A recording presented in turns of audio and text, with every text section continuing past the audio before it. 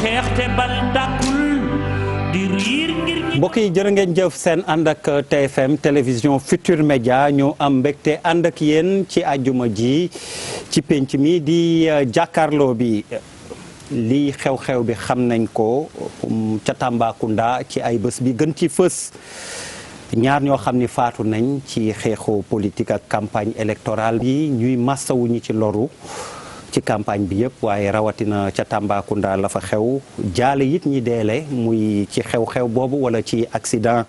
yi jot a am di ñaan yàlla mu yam fi moo tax bokk na ci li ñuy waxtaanee tey jii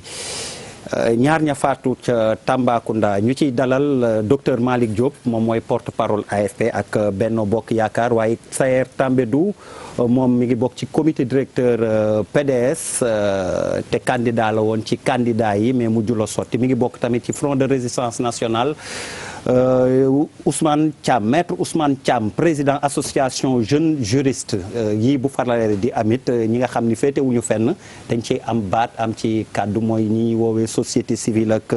ñoomin seen bokk nañ ci li ma leen doon wax mooy kon ni mu leen ko junjee ñaar ña faatu ca Tamba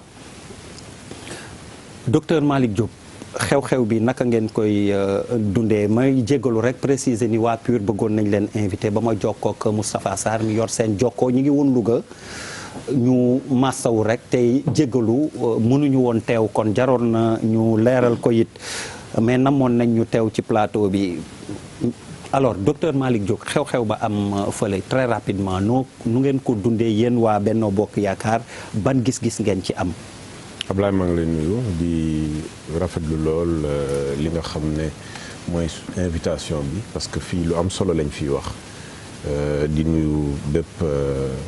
téléspectateur bi ñu xool ci biir réew mi ak ci bitim réew di nuyu également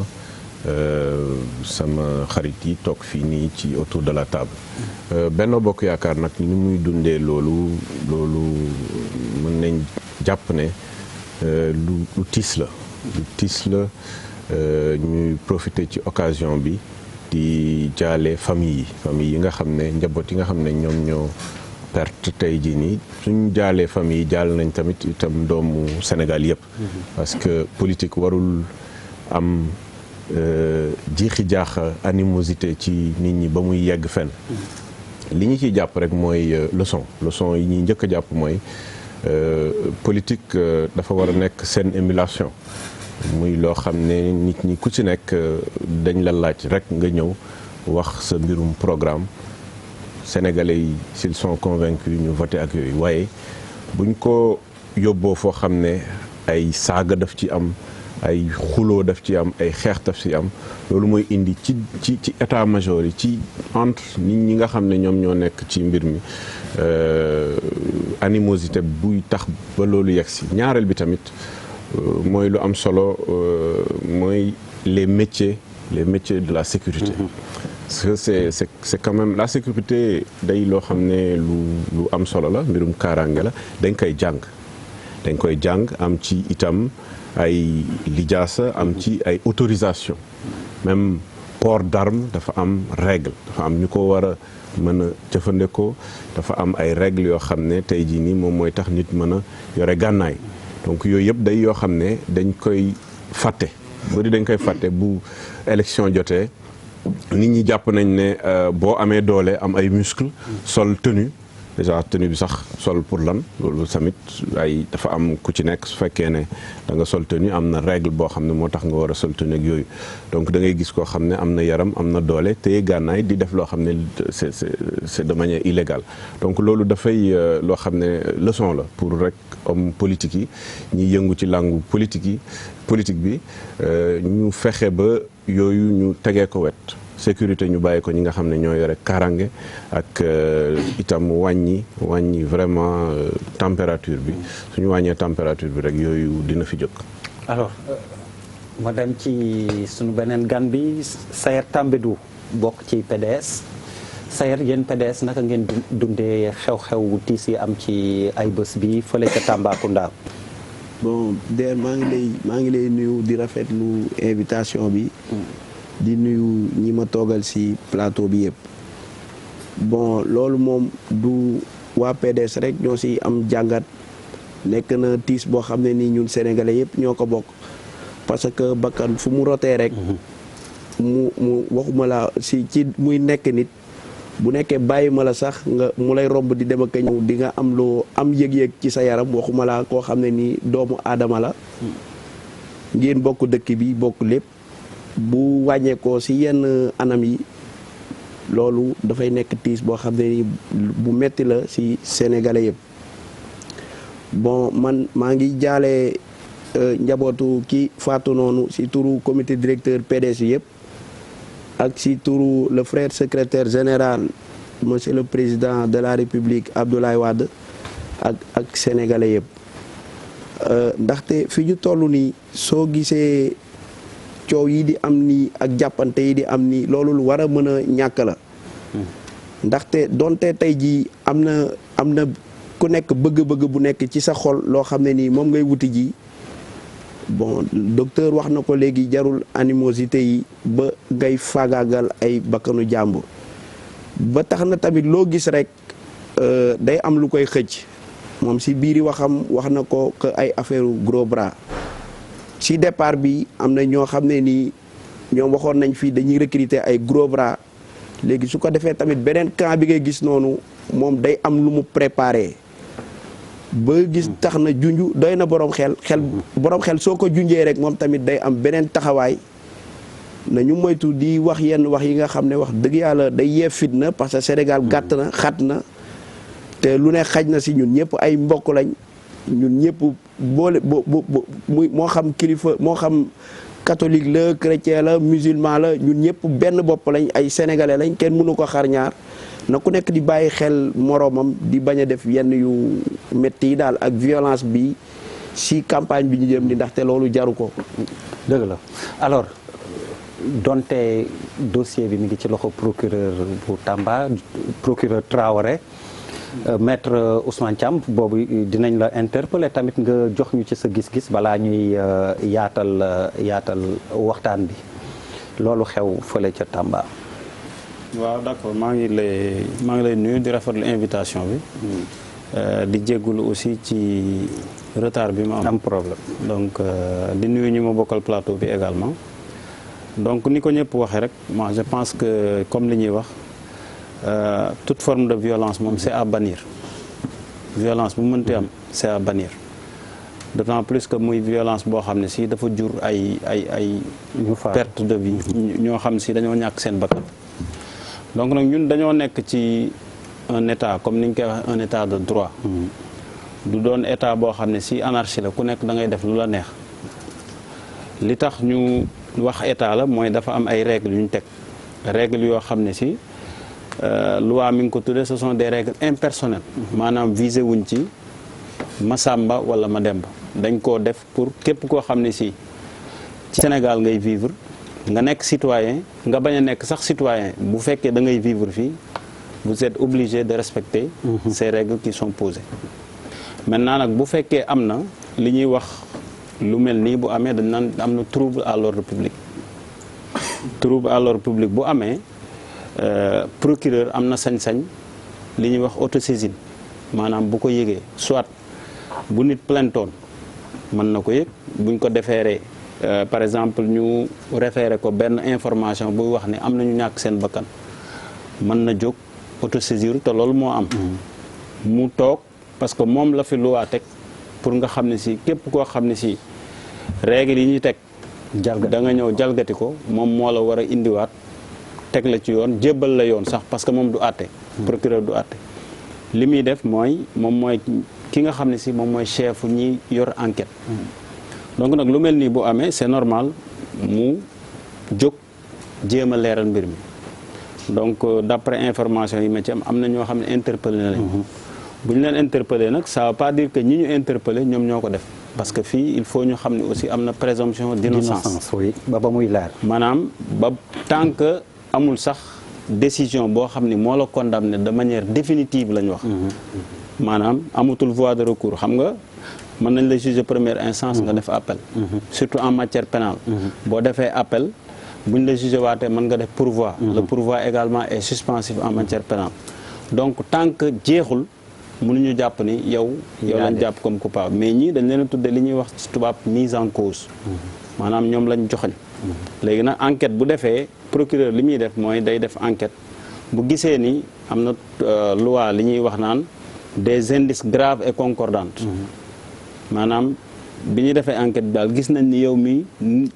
am na ay mën nañ njort ni yow yaa ko def mu jël la nag jébbala li ñuy wax déferment ñu yóbbu la pour àtte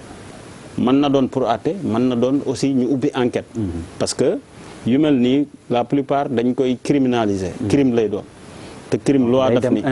day dem instruction loi daf ni crime bu amee dañuy ubbi une instruction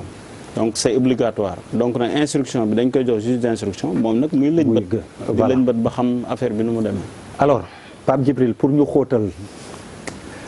man ci yow laay tàmbalee comme gars yi dañuy bëgg di dégg say xalaat ak say analyse alors Pape Djibril sujet bu tiis la bu doy waar la ñaar ñi faatu pour gën a dugg ci biir sujet bi est-ce que mën nañ ni dans une démocratie normale na ñii naan milice ñii naan gros bras di am ci jamonoy campagne électorale ba ay nit di ci faatu alors que waroon nañ mën campagne ci jàmm ak salaam ku nekk wax say idée ñëpp ñibbi seen kër jàmm ne ñooy bu tànn jotee ñu tànn est-ce que nekkuñu ci démocratie boo xam ne bu ñu sàgganee gros bras yi milice yi danañ ñu jël en otage.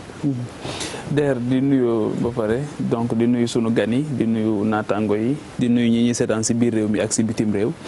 di wax ne rek dañuy incliné wu déjà ci mémoire ñi nga xamante ni ñoom ñoo fi jóge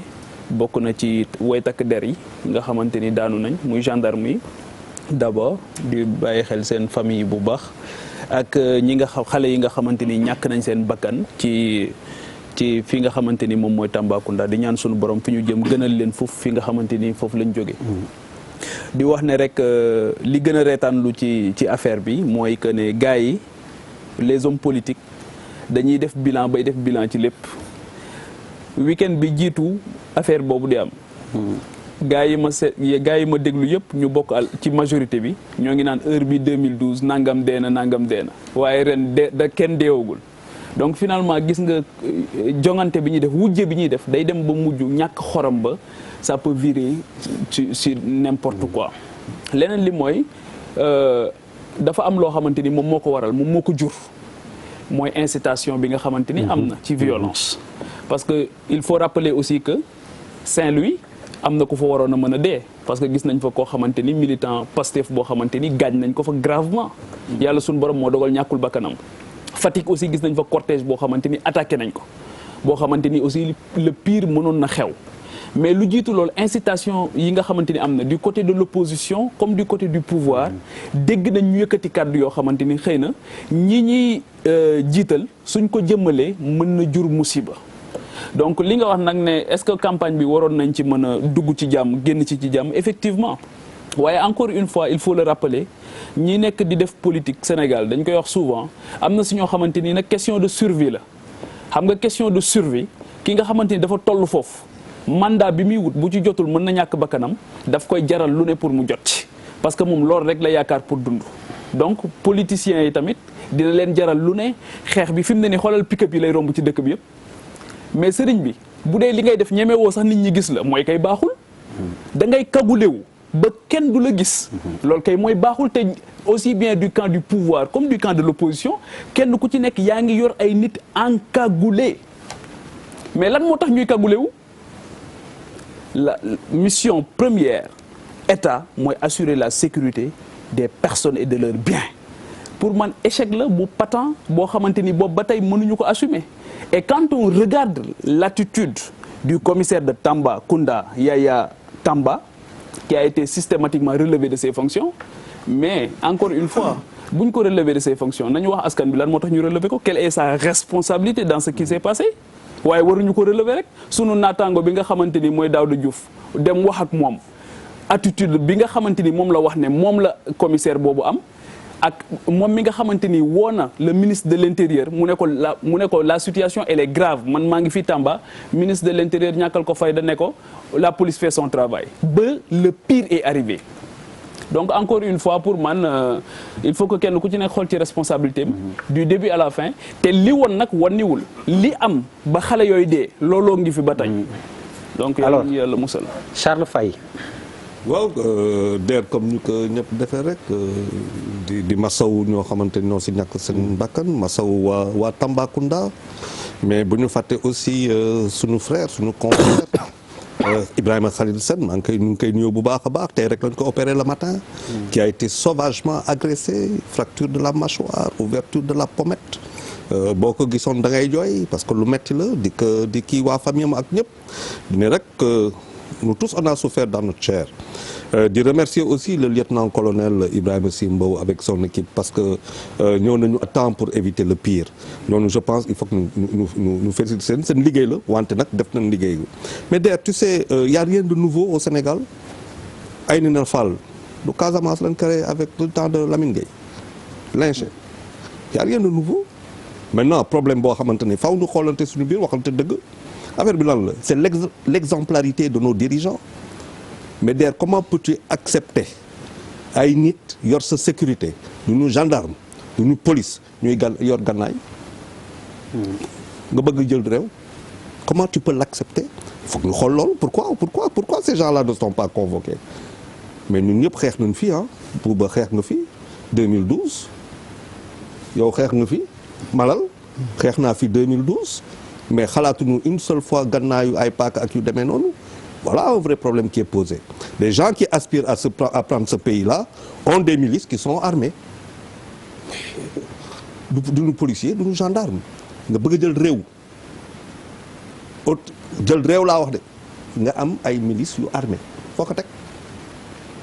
mais tu es yow yaa njëkk a nekk hors la loi bëgg a jël réew ba pare nekk hors la loi les Sénégalais yi on doit se dire nos vérités la deuxième chose boo xamante ne y a eu du retard parce que nit ñi bu ñu commencé di wax ñii di fi wax ay marron di feu ñii di fi wax leneen ba nga sentir que affaire baa ngi ñëw mais quand même s'il y a que 5 candidats on n'est pas devant 40 candidats wala 20 candidats mais une loi d'accord mais duñ xaar ba am mort doom ñu def lu ñuy def je pense que de ce point de vue là tout le monde sentait que cette élection-là ñëpp xam nañ ko on en parle la violence couvre ñëpp a koy sentir le président Abdoulaye Wade ñëw a mis un peu d'huile sur le feu ne li fii élection di fi am ñi ne Macky duñ ko président Macky Sall wala Macky Sall le candidat duñ ko bàyyi bu def campagne électorale donc il y a tout concordé pour que ça explose malheureusement mu am ñoo xamante ne ils étaient au mauvais moment le tailleur il travaillait il était sur sa machine jóg ñëw fekkee loo xam mu jeex si moom addunam jeexee noonu c'est-à-dire l'absurde ñu ñëw keneen ki ñëw toog oto fol ko continuer c'est n'importe quoi mais pour moi c'est la moralité de nos comment dire de nos candidats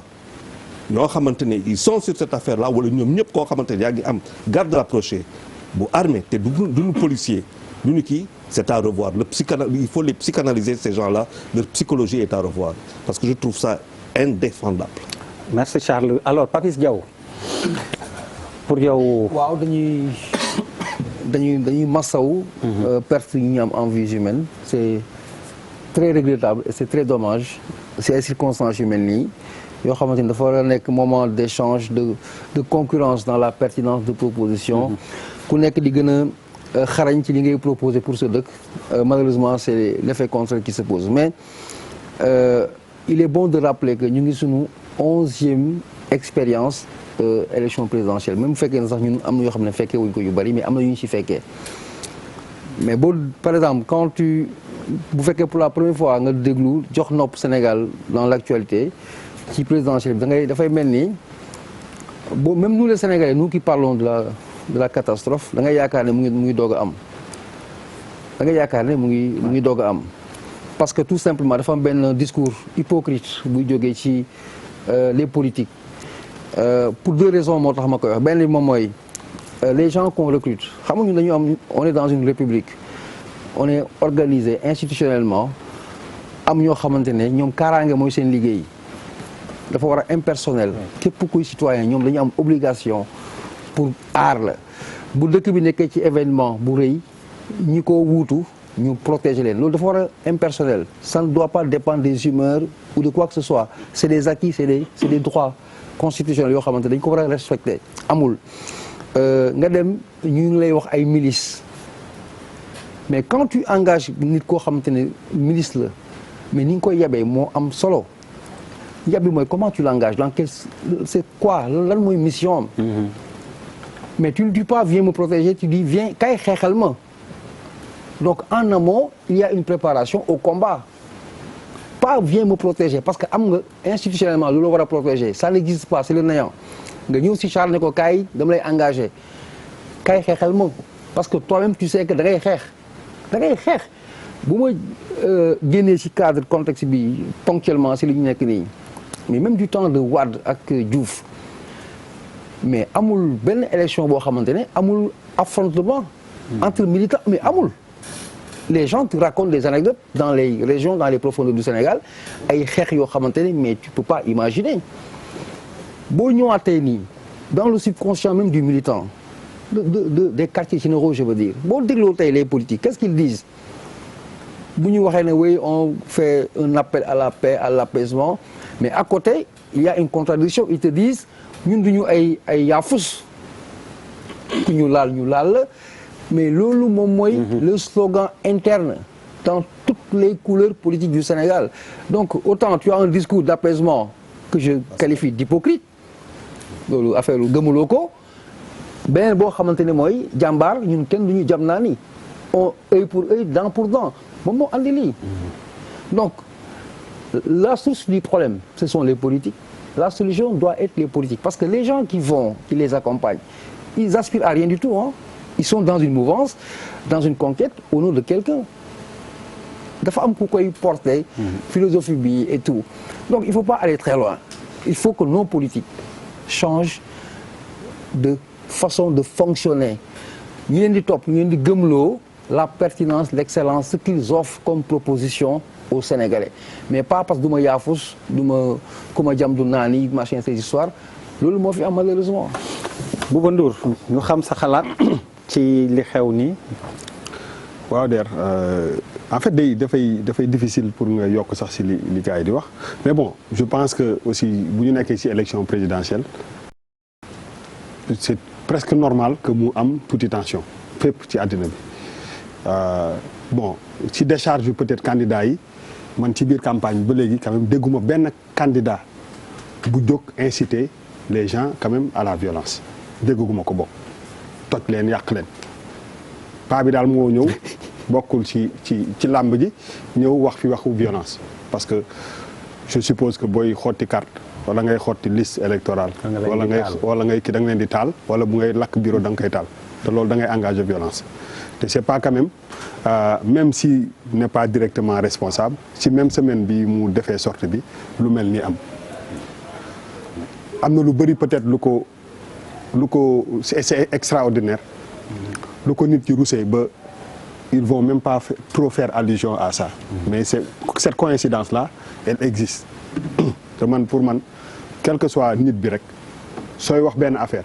far 2 jours après dara xew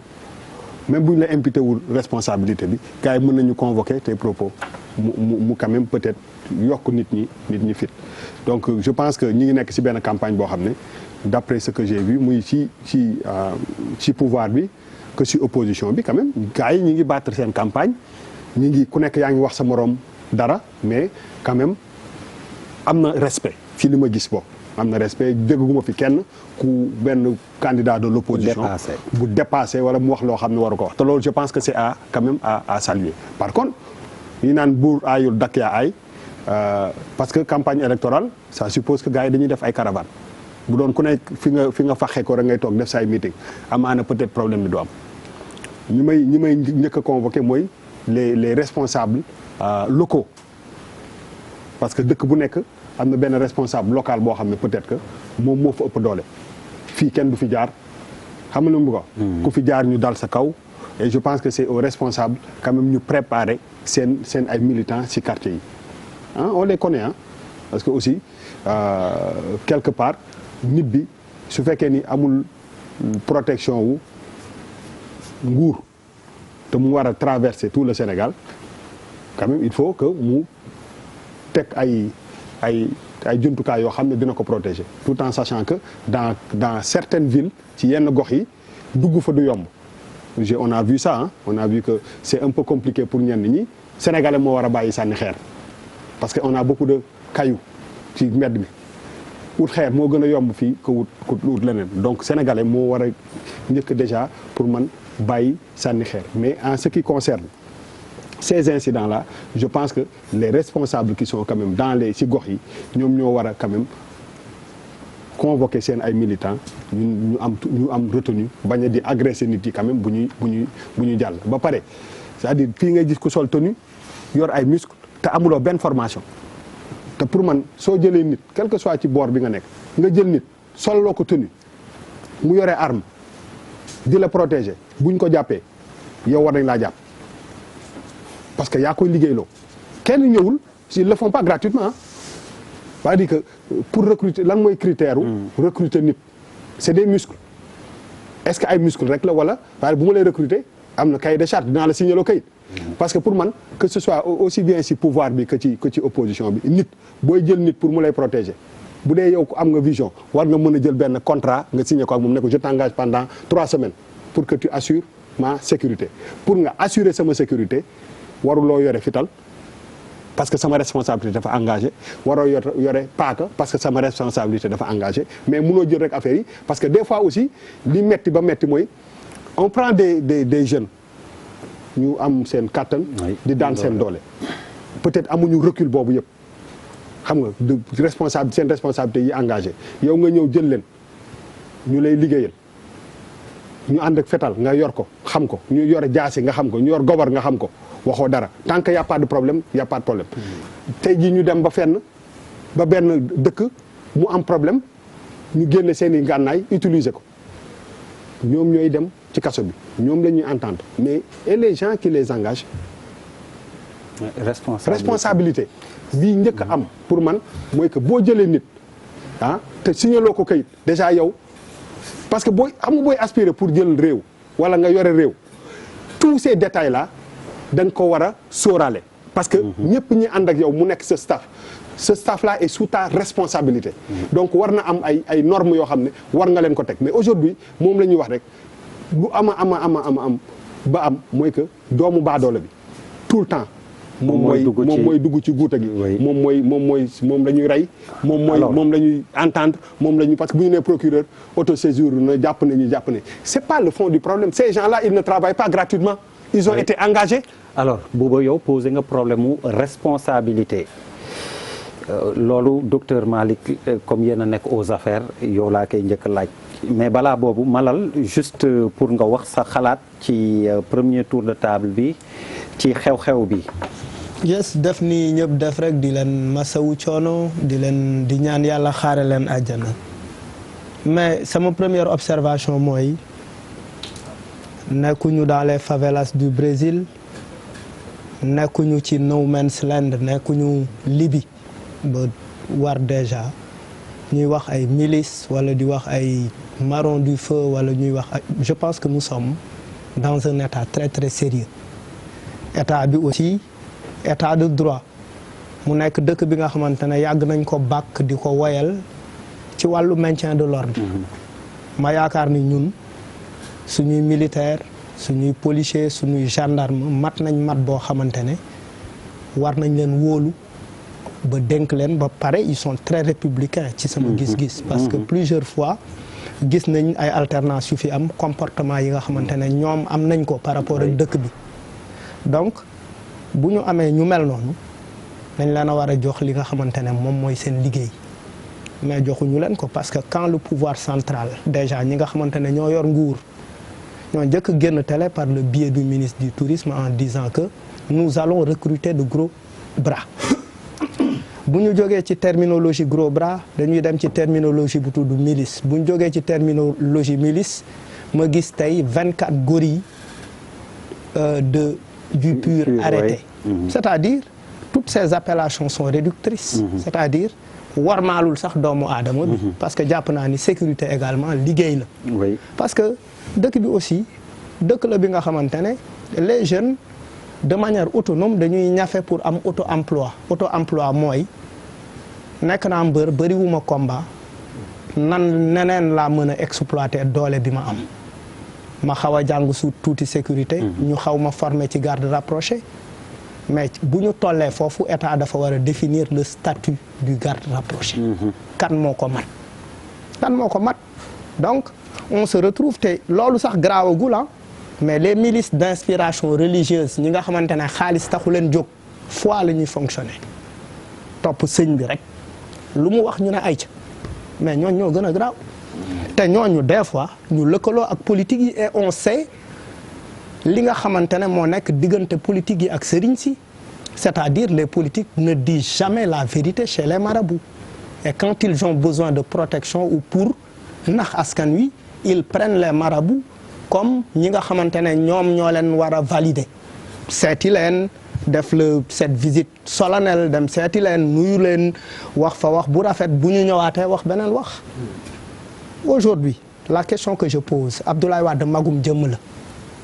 am na 95 ans def déclaration de guerre est-ce que dañuy topp démocratie ne Abdoulaye Wade li muy woote mag la nañ ko baal. garaawul wala nit bu waxee lii ci dëkk parce que am na ñu fi waxoon Assane Diouf am na lu mu fi jotoon a wax dañ ko jàpp yóbbu ko tëj ko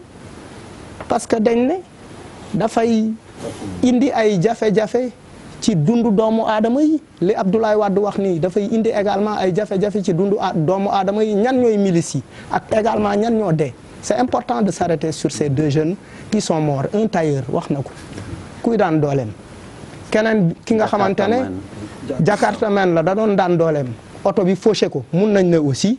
Bon les circonstances aussi mun nañ évoquer le contexte. Oui, c'est important oui, parce que moi peut-être ñu bañ ci sori. man j'ai été au cœur des affaires des jeunes de Colobane. J'ai été aussi au cœur des affaires de 33 jeunes yi ñu arrêté woon ci marche ci bi ñuy ci benn mobilisation bu amoon fii. En 2012 en 2011 au mois de juin ay le 27 juin mooy contre l'électricité ba dëkk bi tàkk ñu tëj ci ay 33 jeunes am na sax ñu dee ci kaso bi ce qui se passe mooy après ces événements là ces personnes là sont oubliées kenn du toppatoo seen dossier kenn du leen faale après finalement les parents se retrouvent isolés nekk ci seeni problème ñoom kese aujourd'hui même ñi nga xamante ne jàpp nañ ni ñoom dañu jàpp ni dañu njort ni ñoom ñoo ko def c'est des jeunes qui sont issus des banlieues ils sont issus du monde rural ils sont issus de milieux défavorisés parce que dans les caravanes on ne trouve pas les jeunes des quartiers résidentiels c'est important de lancer l'alerte de le souligner de dire que écoute dëkk bi quand même état de droit la et que pourquoi certains candidats par hypocrisie ne se sont pas seul le PUR s'est prononcé sur les violences de Wade. Exactement. Pourquoi les autres candidats par respect au peuple sénégalais quand même qu'ils se prononcent sur cette question ba pare wax ko publiquement. Oui, Malal, c'est pas parce que je te donne les sous-thèmes que tu anticipes aussi, parce que le sous-thème là, dans la deuxième partie, effectivement, la position ambiguë des candidats, sauf voix pure, il faut le souligner. Alors, Malal laaj na question bu am importance kooku Sayer defe naa yow war nga ci tontu mais balaa may yegg ci Sayer ñu jaar ci docteur Malick Diop responsabilité Bouba Ndour évoqué na ko Pape Djibril ne incitation bi nga xam ni seetlu nañ ko am na avant Bouba fàttali aussi ni que c'est quelques jours après appel Wade à la violence qu'on a assisté quand même à ça mais yéen surtout yéen a nekk aux affaires la responsabilité fu ngeen koy situer. waaw je pense que débat bi am na solo lool mais dafa am solo tamit ñu rappeler un certain nombre de choses parce que très rapidement. parce que sécurité. dafa mel ni yaram boo xam ne mi ngi fonctionner normalement te feebar amu ci. mooy du def bruit mais liggéey bi ñi nekk ci sécurité di def liggéey bu am solo la te buñ ko fàtte. damay jox exemple élection yi nga xam ne campagne électorale bii di daw fi mu ne nii lan moo xew y a 5 candidats yoo xam ne tey jii nii ñu ngi ci jongante bi et on demande à chaque candidat au niveau de chaque département mu am ay mandataires yoo xam ne ñoom ñooy liggéey ak préfecture bu ñuy liggéey ak préfecture lépp luy manifestation publique lépp luy caravane dañ koy déclarer am na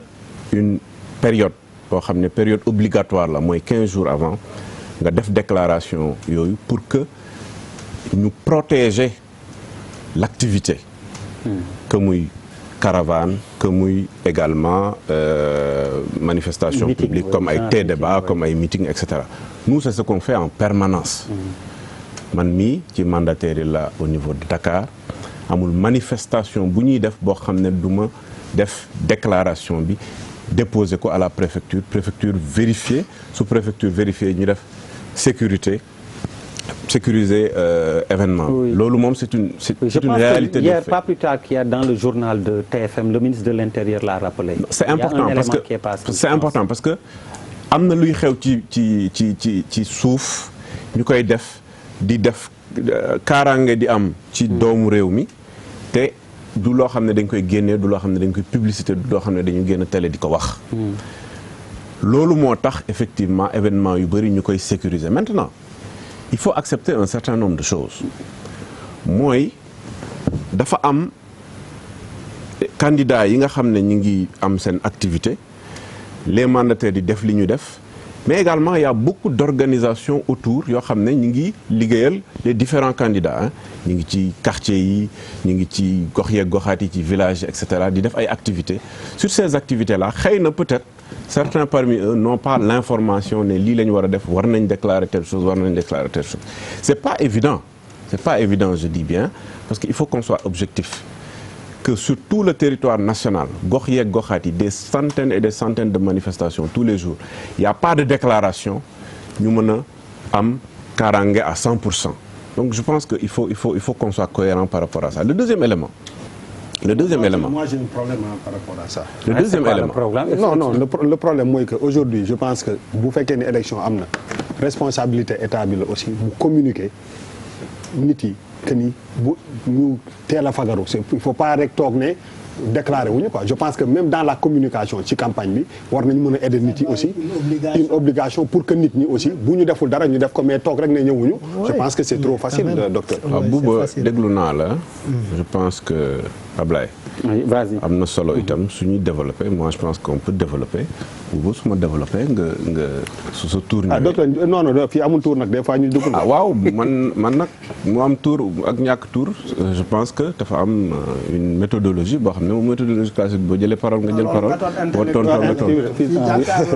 waaw jàkkaarloo moo tax ñuy jàkkaarloo man tamit damay wax li ma. mais docteur des fois ñu dugg nag dugg wax dara. waaw baax na xamante nañ du façon. këf daf ciy am yenn saa waaw këf day am nag këf du ñàkk. effectivement pour leerlu effectivement dama ne oui information yooyu effectivement dañ koy distiller autour des candidats suñ ko distiller autour des candidats état-major yi am les informations bu ñu amee information yi nag de manière permanente ñëpp ñi nga xam ne ñi ñooy mandataire ñi ñooy responsable de coordination et cetera am nañ toutes les informations et dañuy delloo si déclaration bi ñu def déclaration bi li may wax Bouba mooy dama ne 100% amul c'est-à-dire que mën nga am 1000 manifestations peut-être qu'il y a une ou deux personnes yoo xam ne sur ces manifestations remonté wuñ information je parle pas de Benno Bokk Yaakaar je parle de tous les candidats réunis. Maintenant je termine parce que am na yu ñu fi wax di wax birum incitation à la violence et cetera mais je pense que bu ñu fàtte li fi daan xew te mi ngi fi xew actuellement je parle du président bi nga xam ne moom moo fi nekkoon de 2000 à 2012 il y a beaucoup de choses yoo xam ne daan na fi xew mooy man je me rappelle même pendant qu'il était au pouvoir comme lan précisément dama lay wax rek pendant qu'il était au pouvoir man je suis de Fann Point Amitié pendant qu'il était au pouvoir élection yi mujj laa wax de élection 2012 présidentielle yi passé yi nga xam ne moom mi ngi woon ci jongante yi mais kaaru dem dikk avec des gros bras ñoo wàcc si fi nga xam ne foofu la doon voté je me rappelle très bien man j'étais là devant et alors que moom il avait la sécurité de l'État donc loolu dafay loo xam ne normalul c'est pour ça que je relève un certain nombre de choses am na yeneen yu daan xew ñun on était dans l'opposition moi je me rappelle très bien gis nga jour bi le maire Barthélémy Diaz a été attaqué buntu Mérem le même jour les gens ne se rendent pas compte qu'il y a beaucoup de choses qui se sont passées xëy na peut-être information le même jour man j'étais chez le président Moustapha Niasse il y avait les mêmes nervis qui étaient devant chez Moustapha Niasse ñëw et leur objectif n'était pas ñëw rek di ñu xool di seetaan donc il y a beaucoup de choses qui se passent xëy na loolu mooy inciter violence mais ce que je veux dire aujourd'hui bu ñu wax ne kii la wala kee la kii moo def li kii moo def il faut une conscience citoyenne globale. Effectivement ñëpp accepter que bu amee mort d'homme am na faille quelque part. Je citerai pas fii la jógee parce que c'est pas mon style. Ce que je veux dire mooy conscience citoyenne introspection des Sénégalaises et des Sénégalais milieu politique ñu am introspection xam ne sécurité dafa am ñu ko yore xam ne tout ce qui est effectivement garde rapproché etc c'est du professionnalisme. C'est du professionnalisme koo xam ne également tu dois tu dois détenir une arme am na une ribambelle de règles yoo xam ne c'est des règles obligatoires pour détenir des armes ça c'est une conscience citoyenne mais nañ ko bañ a dugal nañ bàyyi bu mort d'homme amee ñu naan waa parti bi parti au pouvoir opposition c'est une conscience citoyenne nous sommes tous des Sénégalaises et des Sénégalais nous sommes tous des citoyens xëy na ñun ñu ngi def politique yu nekk ci ay parti ñoo xeex ba dee am quand même donc autant nous on est dans des partis politiques autant nous sommes des citoyens comme les 14 millions de Sénégalais donc am na loo xam ne bu xewee ñun ñëpp lay métti nañu waxtaan suñu biir xool naka lañ koy fexe ba régler loolu mais docteur dit c'est quand même grave c'est très grave non c'est quand même grave xam nga ñëpp fi ay responsable fi toog dafa am loo xamante ne du ma bëgg jël exemple personnel organisé naa fi làmb nga gis nit ñi ñëw gànnaayu cette société elle est violente les agressions à coups de machette dañ koy dund pratiquement tous les jours organisé du benn du ñaar 23 combats da ngay am na fi combat boo xamante ne da ngay dem gis gendarme yi fii jalonné ba jam xaw ma fan ba jamagen rien seulement pour que sénégalais yoo xamante ne ñu ngi dox ñu mën a dox seen dox nawetaani kii booy laaj dëkk da nga am dafa am benn moralité boo xamante ne wax nañ ko fi muy moralité exemplarité responsabilité je ne peux pas accepter d'un candidat à la présidentielle du Sénégal nga yor milice armée te duñu ay gendarme duñu ay policiers c'est-à-dire je ne peux pas l'accepter je peux comprendre nga am garde du corps boo xam ne sax dañ ko former parce que ça je peux comprendre armée parce que xam nga il va falloir aussi que sinon c'est trop facile les gens continuent de mourir 59 ans après on fait des élections les gens meurent mais ça veut dire qu'on n'a rien appris ça veut dire qu'on n'a rien appris les gens vont continuer il faut que ça s'arrête définitivement aujourd'hui mais comme Bouba yaa ngi ko fi wax quelqu'un qui va être président de la République tu as quelqu'un le contrat il est là mais tawaay doo am arme il s'agit de me protéger il ne s'agit pas de tuer des gens mais comment quelqu'un peut prendre yor sa paaka ti ngay ñëw ñu gis photo yi nga yor say paaka yor say hache yor say jaas yi ku ñëw nga dal sa kaw comme ça et la notion de lu ñu koy waxee self défense wala xamantuma lu ñu koy waxee légitime défense même cette notion là nit ñi xamuñu ko même cette notion-là, et même proportionnalité voilà, dans la riposte. Comment peut-on vouloir conquérir un pouvoir et ignorer toutes de ces choses-là c'est une Charles si Sayer laay dem ci fulewu question yi ngeen xam ni soulevé ngeen ko te boo xam ni moom na ko déjà man balaa may delloo question wu malal bi ne ndax dañuy bàyyi Ablaye Wade parce que mag la muy wax ak def lu ko neex déjà yow est-ce que d'accord nga malgré li ngay bokk comité directeur PDS ci appel à la violence bi nañ taal PV yi ci ñi ci d'accord nga bokk wala déet man loolu laa bëggoon a xam. bon maa ngi lay remercier si question bi nga posé noonu man du ma ñëw direct rek ne la d'accord naa wala d'accorduma lu tax. d'accord dafa am fu ñu déparé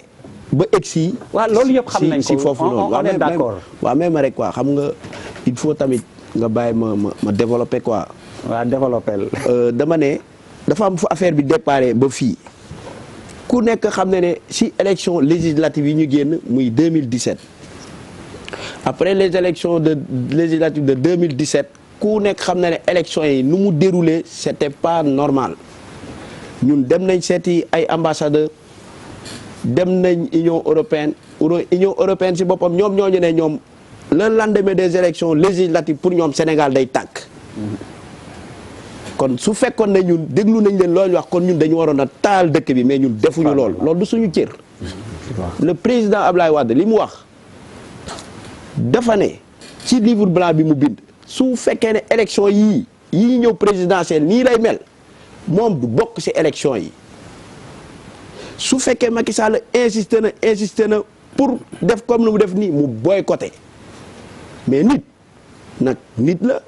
parce que tey jii président Abdoulaye Wade gisoon nañ ko le départ mu ne nañ taal carte électeurs yi nañ taal bureau de vote yi dans les premiers temps dans les deuxième temps ñu waxtaan ak moom ku nekk xam na ne moom benn point nee na carrément léegi bu kenn taal carte électeurs yi comprendre nga nee na bu kenn taal carte électeurs yi oui yaa ngi dégg léegi tey kii waxoon lii après mu wàññi suba mën na wàññi leneen mais c'est pas bien que ñuy jël di diaboliser nit magum yàlla am jëm la non xaaral ma wax xam nga dama dégg sëñ bi mu ne voilà léegi dama dégg sëñ bi mu ne léegi woy lii sax ñuy waxtaanee un peu pour deuxième partie bi la woon waaw dama dégg mu ne ndax Malal li mu wax d'accord nga ci non dama ne loolu même le président de la République Macky Sall santul loolu kenn le président Youssou Ndour bii moom télé bii nii ku defoon loolu tey dina jóg jàkkaarloo xeexe yow parce que Abdoulaye Wade papaam la Macky Sall Abdoulaye Wade papaam la loolu rafetul sax nit di yëkkati kaddu yooyu noonu di ko jëmale si le président Abdoulaye Wade parce que tey jii ki nga xam ne yow 2012 da nga def 26 ans d'opposition ba pare ñëw def 12 ans de pouvoir yaa ngi def benn projet boo xam ne ni tey mi ngi jëm 2035 mooy déroulé nii kooku du jóg vraiment ngir yàq dëkk bi. ah d'accord mais lan moo ci yow sa gis-gis. responsabilité bi nga xam ni Bouba par exemple. non je dis que carrément man violence d'accorduma si loolu. man wax naa loolu depuis le départ bëggoon dégg bon du ma ni bëggoon dégg mais lii moo doon wax yi Pape Djibril maanaam Pape Djibril vas-y wax rek mooy contrairement ak li docteur wax c'est pas des faits isolés en fait c'est-à-dire que conscience citoyenne bi ñuy wax à chaque fois responsabilité cascade la c'est-à-dire que en premier chef qui est responsable tant qu'on ne situe pas les responsabilités dans les affaires yi nga xamante ni dinañ ko dund parce que Malal wax na ko léegi ñi fi rayoon ak ñi ñu rayoon ñooñu ñëpp tey jii mais ba ci Mamadou Diop ba ci papam bi ñu ko interroger nii ci anniversaire bi dane xamul dane bëggatul ci sax wax la wax parce que liñ ci waxoon yëpp defuñu ko te moment boobu aussi il faut dire mooy li Malal wax toujours c'est-à-dire que pour man gis nga li xew Côte d'Ivoire ba li am entre ñoom Charles Blé Goudé yooyu ba ñu libéré leen nii tey la rébellion la guerre bi dafa progresser du nord au sud c'est-à-dire que finalement on n'arrive pas à situer les responsabilités docteur wax na ko léegi ne nervi en 2011-2012 mais en 2011-2012 aussi comme du côté de l'opposition comme du côté de pouvoir ba tey jii ñi dee ñan ñoo leen rey booy bi dee fii policier bi kan moo ko rey kan moo ko dóor brique mu dee c'est-à-dire que moo tax ma ne encore une fois la responsabilité il faut que ñu situer ko ba pare ñu sanctionner parce que loolu c'est dissuasif bu njëkk bi beneen bi c'est pédagogique ndax ñu ne plus jamais ça parce que tant que loolu defuñu ko opacité bi am beneen bi nga xamante ni bëgg naa ko wax mooy candidat yi te loolu c'est source de violence dañu nekkul d'égale dignité dignité yi ñoo bokkul ni ñu leen di traité wax nañ fi léegi les forces de l'ordre mais leur comportement parfois par rapport à un candidat ou bien à un autre candidat dafay am mbir moo xamante ni daf ñu yóbbu rek ci li ñuy wax ne en réalité la paix c'est pas l'absence de guerre mooy ni ma ko doon fàttalee keroog c'est l'absence de droit d'équité et de justice te ñoom ñii tey jii possibilité bi ñu am par exemple pour que ba ci préfet mu gaaw répondre la mais ñeneen ñi du ñu am kii boobu donc encore une fois bu ñu jëmee ci moo tax l'administration doit être moo tax parce que li tax ma wax ne la violence était d'égale dignité pour me préciser le fond de ma pensée ci moment boobu noonu mooy que ne bi opposition di yóbbu ay nervis yooyu aussi bi pouvoir di wàcce ay nervis mais gis nañ président Moustapha Niasse mu yor xeer taxaw donc peut-être que xale yi jël ay xeeru raay sax di dóore ci moom lañ ko jànge peut-être donc chacun doit assumer sa responsabilité ci li nga xamante ni moom moo xew. alors Papis Diaw. en fait non man bu ñu jàngatee affaire bi par rapport à la responsabilité. Je crois que on peut dire xëy na que sanction yi dafa infime par rapport à kaw Tamba bi parce que quand le ministre de l'Intérieur donc au sommet de l'État. Ils ont accepté que la responsabilité de l'État était engagée dans cette histoire moom moo dem andi qu'on relève un commissaire. C'est une sanction. Ça veut dire que quand tu sanctionnes, c'est qu'au préalable, accepter qu'il y a des manquements. C'est là où je ne suis pas d'accord avec le docteur quand il dit que 100% amoul. Ça veut dire que dans la théorie et dans la compréhension, les principes, l'État a l'obligation d'anticiper, de gérer la sécurité totale sur l'ensemble du territoire. Et je pense que c'est ce qui a été reproché quels que soient les événements, les circonstances, c'est 24 heures sur 24 continuellement. loolu moom mooy responsabilité état. donc responsabilité bi foofu la njëkk a commencé. ben affaire bi ngay wax ci kaw président Abdoulaye Wade il faut le dire faut-il le laisser faire ou pas. Bon, mun naa la ñaan ñu réserver ko pour la deuxième partie. On va y venir. Alors Bouba, tu voulais la parole depuis sànq. waaw depuis sànq dama ko laaj ba kii. waaw waaw léegi mujj benn trou de kii. ay ca mujj naa la jox mais foog ñuy ñamal ñeneen ñi. waaw non dëgg la. non man dama duggoon rek génnaat nga kii. donc dinañ la ko delloo léegi parce que am na boo xam ni tamit xeer bu rëy boo xam ni mi ngi ci jardin docteur Pape Djibril moo ko yóbbante sërëxal. waaw mais bàyyil ma ëffal leen. mais man dafa am solo. xam nga man jusqu'à preuve du contraire. oui man wóolu naa suñu force de l'ordre yi. oui pour man li ministère de l'intérieur mujjee loolu la waroon peut-être jëkkee bu amee juróomi nit yuy jongante pour jël réew mi pour man au départ war nañ leen protéger mais candidats yi seen bopp ñoom ñëpp aussi war nañu wóolu suñu force de l'ordre yi. parce que pour man bu ñu amee 5 candidats yuy dem 50 policiers wala 100 policiers yu ñuy dispatché ku ne ñu jox la 20 wala dara jar na ko au moins parce que am na benn police présence police si benn caravane am na lu bëri yu muy fànq. dissuasion oui. dafa am solo non xam naa moo bi mais da ngay wax fànq pour que sénégalais dégg. waaw man xam nga nag fànq dégguma ko. waaw fànq mooy wolof mooy. am na wolof bu seen député donc pour man loolu c'est parce que tout simplement et damay rebondir si benn principe boo xam ne am na répercussion si même comment l'opposition s'est braquée notamment même Ousmane Sonko qui peut-être je pense dit que soxlawul protection bi parce que peut-être au départ le jour où on va organiser des élections présidentielles boo xam ne du ministère de l'intérieur moo koy organiser affaire yu bëri dina gën a yomb pour yenn candidats yi pour opposants yi parce que dafay gën a leeral mbir mi et je pense que ça c'est important aujourd'hui on peut pas être Charles yaa ngi def nii de. Tu veux être président de la République et tu dis à la police non je veux pas de toi. La gendarmerie tu veux être président. waaw mais non mais moom laa non dama ne. non Charles en fait man fu may waxee dama ne au départ. parrainage dafa am. parrainage bi dañu ne principe bu parrainage bi c'était pour ne pas ñu am 100 candidats. finalement ñu ne 5 yooyu. au départ dañ leen war a protéger. absolument. waruñu xaar ba lii am ñu ne dañ leen di protéger pour man. oui. dans tous les boo demee États-Unis lu muy rëy yëpp boo nekkee candidat les services secrets. automatiquement loo munti def. dañ koy xam dañuy nekk ak yow. parce que moom laa ne il faut ñu wóolu aussi suñu yenn institutions yi. et je pense que loolu suñu candidats yi dans l'opposition wala ci pouvoir war nañu mën am quand même cette confiance. ci suñu waaye takk der yi loolu je pense que c'est très important mais li am solo ba am solo ñi ngi nekk ci 2019 et lépp lu arrivé rek docteur mi ngi koy wax 2012 bu fekkee 2012 dara arrivé muy répété wu waat ni c'est parce que tiré wuñ ci benn leçon. Absolument. pour man jour bi nga xam ni dañuy taxaw ne lan moo tax li am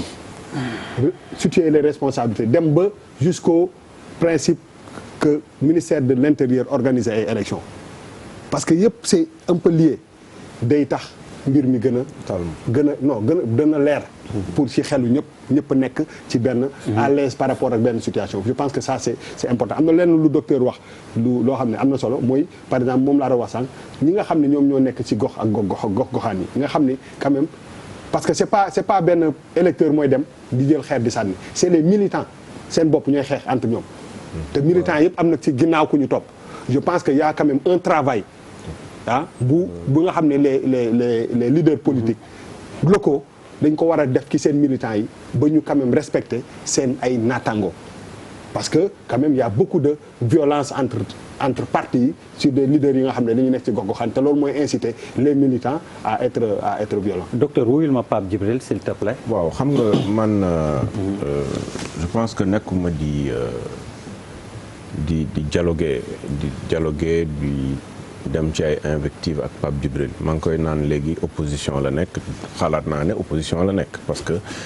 non man de bi mu koy xam journaliste laa ko xam. waaw xam nga journaliste da ngay am. dans le cadre da ngay non mën nga am penchant am na ñoo xam ne ils sont à équidistant mais lui il n'est pas équidistant. dinañ ñu accuser il n'est pas équidistant il est penchant opposition. maintenant parce que li ma wax ak li mu wax c'est dommage qu'un journaliste wax loolu j'ai dit que dafa am équité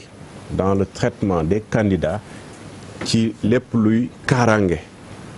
Pourquoi? J'ai dit que ñun bu ñu déposer en tout cas man en tant que mandataire dans Dakar quand je dépose pour que ñu protéger benn manifestation su ma ñëwee fekk opposition déposé opposition li ñu naan déet yow mënuñ la protéger opposition la ñu protéger parce que déposé nañ ba pare et ça m'est arrivé récemment parce que am na manifestation bu ñu waroon def obélisque yegg seegul sax jour bi ñu ñëw déposé fi ñu ñëwee déposé ñu nañu tel candidat que je ne citerai pas. si man xam naa kan la journaliste la. voilà léegi ma wax ko. voilà yow xam naa yaa ngi. yow suivre nga li muy wax nii mais c'est dommage que. dañ leen a kàjji jox ko beneen candidat bu orange. waaw voilà yow donc xam nga li. non je suis au courant loolu suñu liggéey yow. effectivement pour montrer. c'est des sources dañuy xam non c'est la réalité des faits. aussi au début de la campagne à Mbacké. vous avez voulu samp fi nga xam ni Madické moo leen fa jiitu. ba le lendemain vous avez essayé de faire le forcing. on a appelé les hommes du commissaire ne leen na fa waa Benno Bokk Yaakaar jóge Macky Sall na meeting yi feneen. ça s'est passé aussi yow yaay wax affaire forcing rek. bon noonu la parce que nee woon nañ leen am na ku leen fa jiitu autorisé wuñ leen woon ngeen def ko. Ablaye fii léppay jaar yoon. mais loolu laa nekk di la prouver. waaw mais yow laay appuyer. de d'accord naa donc ñun mënuñ forcer parce que dafa am gis nga l'administration territoriale la. oui ñooñu kenn yilifu leen. ñooñu dañuy gérer li ñuy gérer ni ñu ko war a gérer ils sont à équidistance. ku xam administration territoriale moi j'ai fait l'opposition après pouvoir après opposition et cetera ñëwaat mouvance présidentielle di liggéey ak administration territoriale seen professionnalisme foofu la yegg amul loo xam ne mën nga leen ko wax ba jàdd yoon ñu toppale ci loolu donc pour dire que foofu dafa am équité moo am ci kaaraange boo ñëwee nekk candidat nga ne damay caravane dañu protéger sa caravane boo nee damay def débat mooy sama manifestation principale wala meeting et cetera dañu koy protéger parce que c'est ça le rôle effectivement des candidats maintenant mi ngi revenir ci loo xam ne les événements ne sont pas du tout les mêmes parce que man j'ai parlé de quoi moi j'ai parlé d'élection présidentielle moom mi ngi wax 23 juin ça n'a rien à voir nga ne jour boobu président Moustapha Niasse dafa téye woon xeer donc sujet boobu je n'y reviens pas parce que c'est un sujet qui a été déjà traité même par Adji mais c'est vous qui êtes revenu dans le passé quand même. Non dama revenir élément du passé donc vous pouvez pas. dama revenir dans le passé pour parler de quoi pour parler d'élection présidentielle. Oui. yoo xam ne xewoon na fi jour élection présidentielle man j'étais étonné bi ma gisee ki nga xam ne candidat la am kaaraange bi nga xam ne moom c'est parce que c'est un président candidat am kaaraange boobu yëpp li ma jaaxaloon man sax je me disais mais lii lan la koy doyee parce que amoon na kaaraange boobu yëpp ba pare mu am kii nu mu tuddati Dakar Dem Dikk boo xam ne dafa feesoon dell ak ñoo xam ne ay gros bras lañ loolu su ma ko waxee pour lan la c'est pour conscientiser les populations par rapport à la situation c'est une situation très grave parce que dafa am mort d'homme boo amee mort d'homme bu ñu ko politiser parce que fi mu ne nii am na ñoo xam ne ñu ngi ci benn candidat boo xam ne opposition la nekk yoon teg na ci ñoom loxo mbir mi ngi continuer la loi la justice mi ngi jouer son rôle mais au-delà de la justice qui joue son rôle conscientiser les 14 millions de Sénégalais ñun ñi nekk ci langue politique yi ak ñeneen ñi ñun ñi nekk pouvoir ak ñi nekk opposition ne lii dafa graaw bu graawee nag suñu waxul suñu bopp suñu xoolantewul su bët ak bët waxante dëgg mbir mi du avancer effectivement Bouba tu as raison si ba léegi y a ce type de problème au niveau de l'arène politique bu fekkee ne am na problème yooyu pendant une campagne électorale foog ñu xoolaat suñu bopp ñun aussi bien mouvance présidentielle que opposition parce que affaire bi du xuloog xeex affaire bi lan la c'est un débat programmatique. L'autre jour, on a fait un débat programmatique, n'est-ce pas Charles? Avec un candidat de l'opposition. Ñu ñëw indi programme am ñun ñu ñëw ak suñu bilan et nos perspectives. C'était bien ku si nekk wax li mu war a wax. D'ailleurs, ce candidat-là mënu fa woon wax affaire programme parce que programme am leerul woon, n'est-ce pas Charles? mais docteur yow xaw ma si dara mais débat boobu moom. xaw ma de keroog da nga peser affaire bi gis que ni da nga cartonné wala dara mais dégg naa la ñaari yoon ngay wax waxi débat boobu. xam naa boo sañoon sax mu jàll TFM. Charles fekkee na ko. mais peut-être que ki nga toogaloon aussi dit la même chose ah. non xam naa ko rek. Charles de mën na ci wax waaye li ma ci xam mooy. li ma ci xam mooy ñun wax nañ affaire bilan. et perspective et on est rentré sur les éléments économiques en face gisuñ dara. loolu noonu la débat politique bi war a nekk débat public bi foofu la war a même dans des meetings dans des caravanes et cetera na nit ñi wax affaire li intéressé Sénégalais yi les débats programmatiques mais pas de dire qui il est pas bon qui il est bon nit ça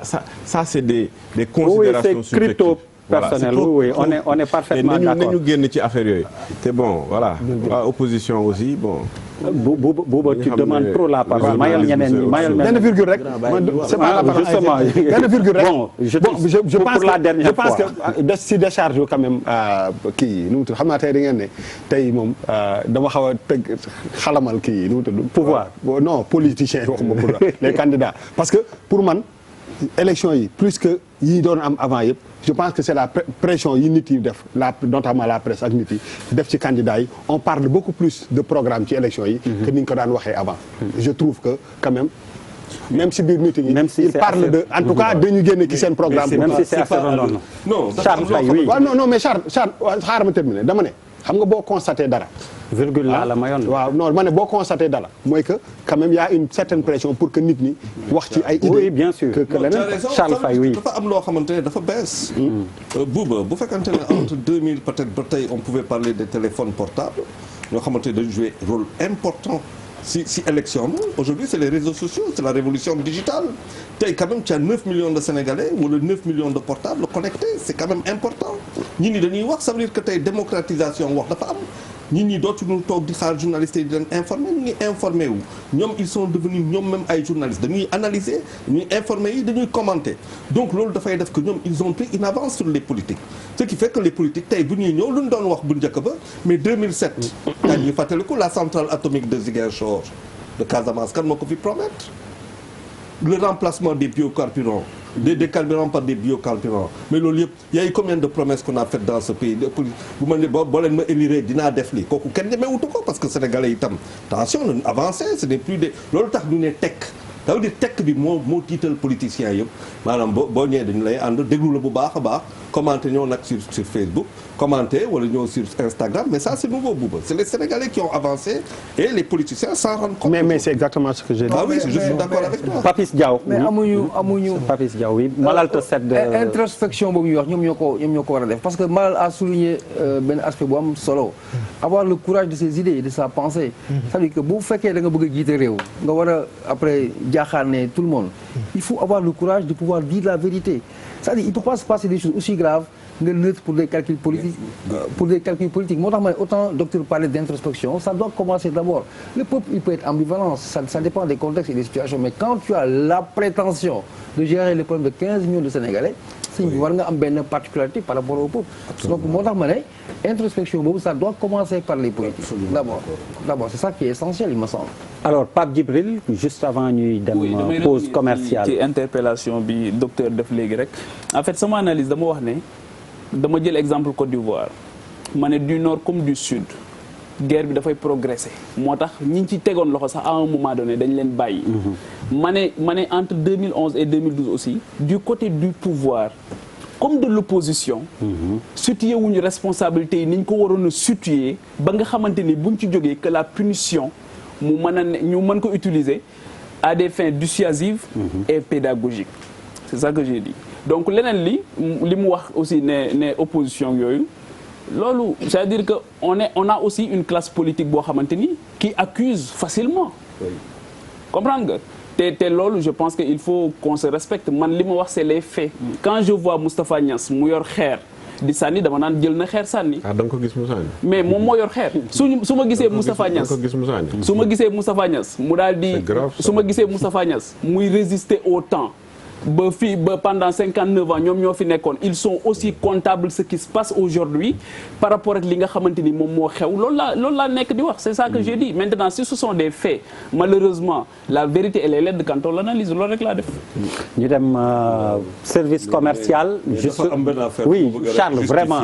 waaw pour 30 secondes et puis on passe. cette fameuse pierre là. je suis un témoin de cette affaire là. pierre bi dañ ko doon sànni si benn femme la doon dal. waaw te comme je revois l'image Moustapha Niass am benn réflexe bu doy waar à son âge pierre bi daf ko capté. ouais jàpp ko. mais c'est pas ce que l'image raconte. non et je lui ai même fait une blague en lui disant voici la photo qui restera. non kay ma wax la der lu mu lay wax ni dama ko fekkee. la photo qui restera pour la postérité. et je ne savais pas si bien dire. je ne savais pas si bien dire. oui c'est ça après mais daf ko waaw. ce que je veux démontrer mooy que la violence. non d'accord avec toi. est restée la chose la mieux partagée. depuis. loolu it dëgg la. oui mais je veux dire c'est grave yenn mbir yi parce que pourquoi je parle de ça parce que Adjib Mergane Kanouté a fait même une sortie sur ça elle était sur place comme yow Adjib Mergane Kanouté mi ngi woon foofu bi xeer bi muy protéger wu ba xeer bi dal ko mu téye xeer bi et quand j'entends un journaliste jël mais vraiment di wax fii nii devant les Sénégalaises et les Sénégalais Moustapha Niass dafa jël xeer di ko sànni. mais dañ ko gis mu téye xeer non il n'a pas dit mais quel est le non dafa ne di sànni dafa téye xeer. non c'est différent dafa ne di sànni nañ wax non dafa téye xeer fii lépp gis nga léegi dafa am li ñu naan vaar. je pense que c'est important mais nañ ko gis mu téye xeer. dafa ne téye xeer di sànni. téye xeer sànni ngay def. ah même bu waxee dafa téye xeer léegi même bu fekkee loolu la wax. waaw mais dama ne malal faut pas bul xam Charles xam na li xew. waaw yow yaa ngi fa woon. mais waxul sànni xeer. non dafa ne par contre l'image Charles. mais VAR bi nag susciter à des réflexions. Charles ne t'expose pas à la VAR s'il te plaît. man dama am benn Bouba et puis ma dem service commercial. vraiment s'il te plaît. benn virgule rek bu may def c'est dommage que maître tamit waxul lu bëri de. oui mais moom deuxième partie. le problème c'est que man je crois dama jàpp ni dañuy joxe la parole. oui mais bien sûr fii da ngay oui fii mais man benn virgule rek. mais bëgg naa ci def quelques observations. donc balaa may dem service commercial naa la jox pour tes observations mais yow deuxième partie tamit am. d'accord pas de souci. mais deuxième partie bi. benn virgule rek. parce que dafa am. non waaw non virgule rek. non parce que les dribbles à la Neymar. si ay pour yokk si li Pape Djibril doon wax.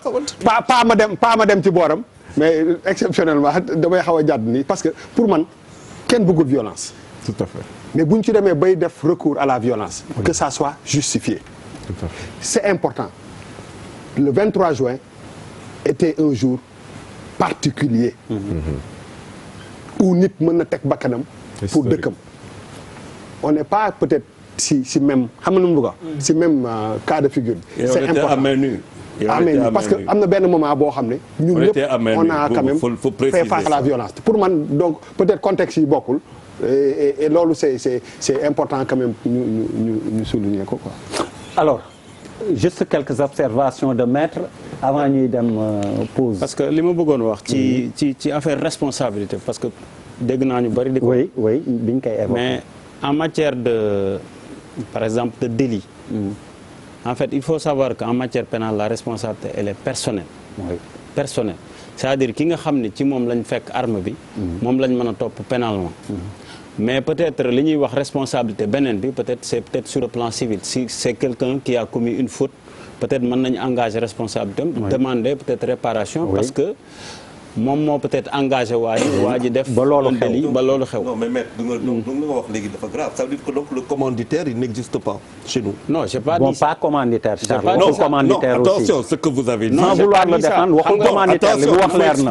waaw non c'est bu fekkente ne man bàyyee ma àggale. ah non loolu tax ma laaj. pour que mu leer parce que sinon moi je peux dire à quelqu'un jëlal fetal bi dama defaral ma lii mais ci moom lañ jàpp arme bi. donc je suis pas concerné. non j'ai pas dit ça. li may wax mooy expliquez-le. li may wax mooy. parce que nous tous on sait jamais. non je sais xam nga. maître poursuit perturbateur la bu ko faale. xam nga en droit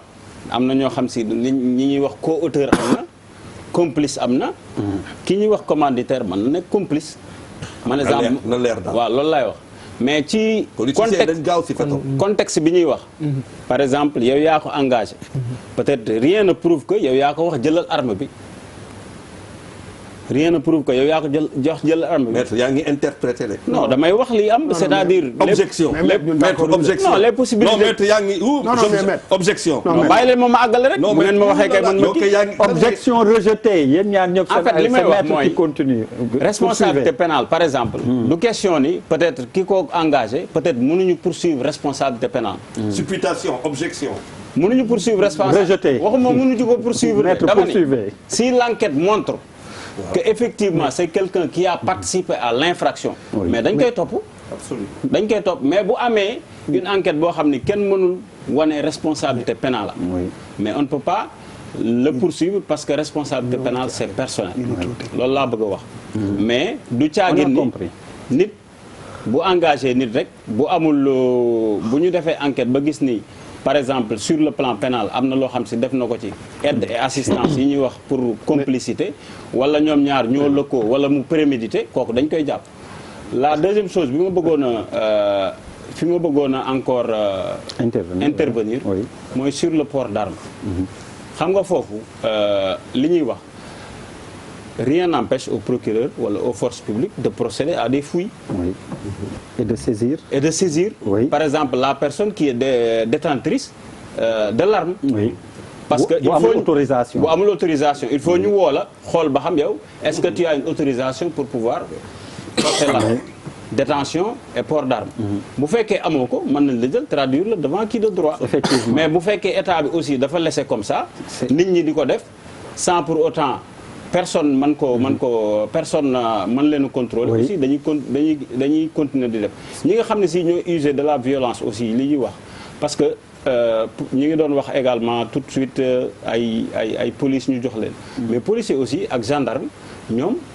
li leen tax ñuy def c'est-à-dire il faut une autorité de la loi wala commandement de l'autorité légitime. il faut ñu wax leen dem leen ñu doog a dem. c'est ce qu'on a dit hein. oui c'est ce que je dis. bien sûr que duñu jóg dem. damay explique lan moo tax ñoom ñu war a dem par exemple am na ñu taxaw ni pourquoi ñoom demuñu. par exemple ci yeneen candidats yi pour kii leen. mais bu ñu leen joxul ordre ñu dem def ko duñ ko mën a def. oui merci vraiment merci maître on a compris service commercial deuxième partie. Len gaawantu